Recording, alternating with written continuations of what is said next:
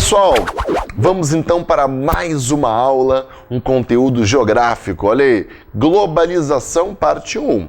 Bom, a globalização, pessoal, que é um processo que todo mundo sabe o que é. Você sabe o que é, né? Mas é difícil definir. O que é globalização? Geralmente as pessoas começam a gaguejar, é ou não é? A globalização é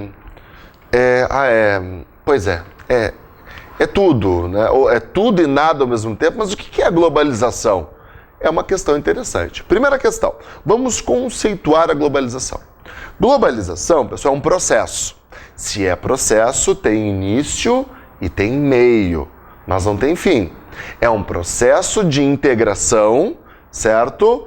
Entre os países no mundo, ou entre os mercados do mundo. A globalização é um processo de integração entre os mercados mundiais. Nossa, pessoal, que mercado é esse, pessoal? Mercado financeiro, né? Qual é a grande questão? Quando eu falo que a globalização é um processo de integração entre os mercados mundiais e, por consequência, entre os países no mundo, eu estou colocando um viés bem econômico a essa globalização. O que de fato é. A globalização, pessoal, antes de tudo, ela é um processo de integração econômica. Ah, professor, mas ela é uma aldeia global. Pois é uma aldeia global, mas como é que faz os migrantes mexicanos para entrar nos Estados Unidos? Tem só um muro separando os dois países. O que é, professor? Como assim? Pesquisa aí, Muro de Tijuana. É um muro que divide os Estados Unidos do México. Que legal, né? Olha só, recentemente, 1.000 migrantes africanos morreram em uma semana tentando atravessar o mar Mediterrâneo para ir do norte da África até a Europa. Ou seja, a gente pode perceber que o mundo não é essa aldeia, todo mundo está andando pelos países, mas na Europa, dentro da União Europeia, entre alguns países, a circulação é livre. Entre países com características sociais e econômicas diferentes, aí tem barreiras, tem muro separando os dois países, certo? Só que a globalização, como a gente falou, é um processo. Quando que essa globalização ela começa? Bom, pessoal, a maior parte dos autores trabalham com a ideia que a globalização começou com as grandes navegações. Por que as grandes navegações? A gente sabe que os chineses, essas grandes navegações portuguesas e espanholas, né? Os chineses, muito antes de portugueses e espanhóis, eles tinham percorrido todos os continentes do mundo, pessoal. Sim, a China chegou até na Antártica, muito antes de portugueses e espanhóis. Chegaram na América, no sul da África, que a Europa nem sabia que existia.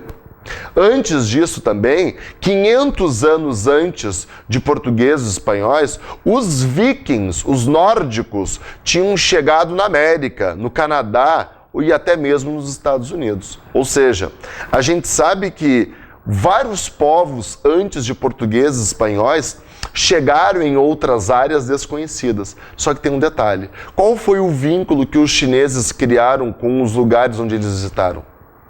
Essa é a grande questão.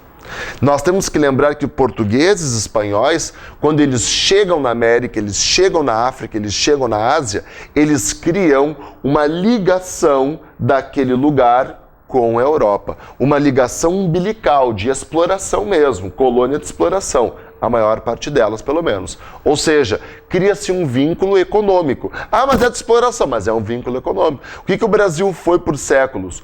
Um lugar onde se pegava matéria-prima e se mandava para a Europa, né? Pegava lá, por exemplo, lá o pau-brasil, lá na Bolívia era o ouro e a prata e assim por diante. Então essa é a grande questão. As grandes navegações vão ser o início desse processo de ligação do mundo, de integração econômica, então a globalização. E nesse processo, a primeira fase, o que nós vamos ter, pessoal? Nós vamos ter principalmente o mercantilismo, como sistema econômico que vai então vai organizar, vai dar frente a essas questões econômicas. A gente tem que pensar que os dois países que lideravam esse processo eram Portugal e Espanha.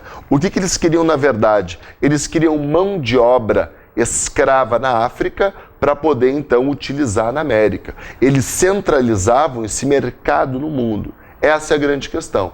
ok? Portugal e Espanha lideravam a primeira fase. Só que daí nós vamos ver que com o início da Revolução Industrial, que vai da Revolução Industrial até o fim da Segunda Guerra Mundial, nós vamos ter a segunda fase, quando Portugal e Espanha começam a deixar essa importância, essa hegemonia, e aí começam a surgir as potências industriais da Europa. Nós vamos ter daí, pessoal, Inglaterra, França, a Alemanha, a Itália, o próprio Estados Unidos, o Japão, que vão ser os países que vão liderar esse processo. Não vamos esquecer que nessa segunda fase é quando, de fato, o capitalismo industrial, que a primeira é a segunda fase, né? O primeiro é o capitalismo comercial, lá do mercantilismo, se bem que mercantilismo e capitalismo comercial, o capitalismo comercial sucede o mercantilismo, é uma questão a ser discutida.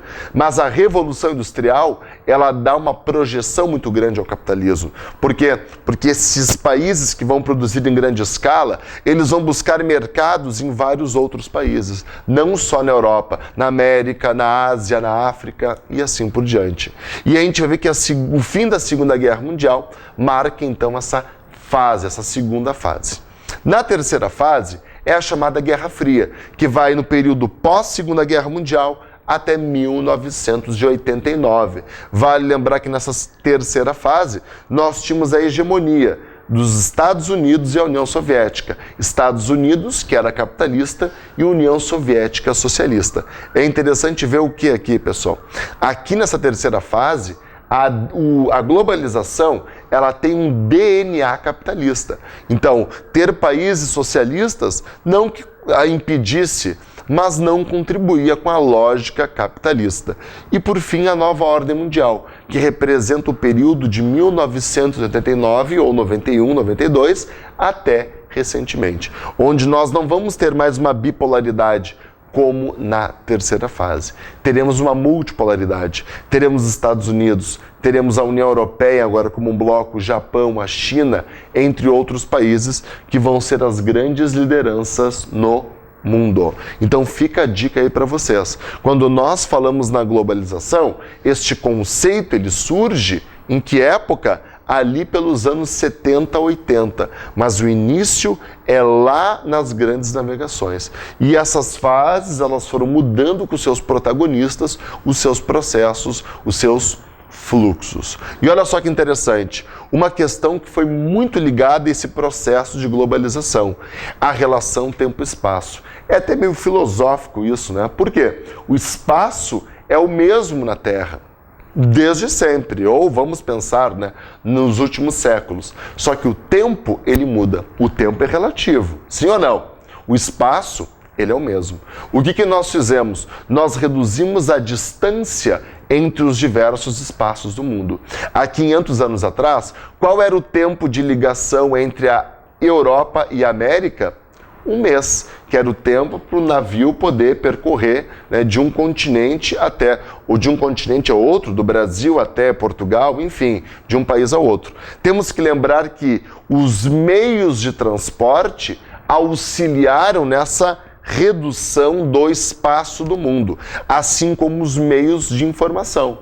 Certo? A internet principalmente. Hoje dá um terremoto no Nepal, pessoal. Vocês momentaneamente sabem que ele está ocorrendo. É ou não é? Hoje um artista famoso morre em 2 minutos, grande parte do mundo já está curtindo, né, essa informação, por exemplo, nas redes sociais. A questão é, os meios de comunicação e os meios de transporte, então, reduzem esse espaço no qual nós vivemos. Assim, então, gerando esses fluxos cada vez mais intensos entre as diversas partes do mundo. E é uma questão interessante, nós temos cada vez mais informação, porém cada vez mais superficiais e menos profundas. Muito bem, pessoal, nós vamos continuar falando de globalização. Nessa primeira parte, foi apenas para mostrar o que ela representa e quais são as suas fases. Vamos lá então para a nossa próxima aula. Um grande abraço e até mais.